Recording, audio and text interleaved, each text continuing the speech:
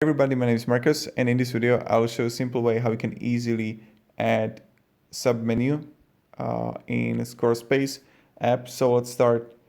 So not submenu but subpage. You want to click add here in pages, and when you're gonna be here, you're gonna see blank page here, or page layouts or block or events. So what you want to do is just simply add a folder,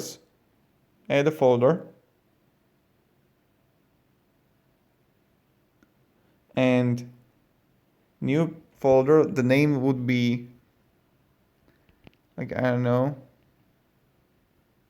shop. Okay. And then what you can do is when you have the folder shop, what you can do is just simply add here blank page 1, 2, 3 and add a page under the shop that I created. The folder, you can actually like URL slug, etc.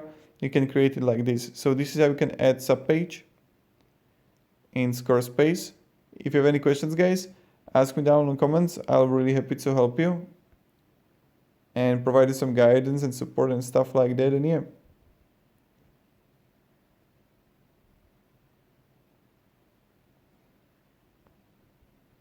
goodbye.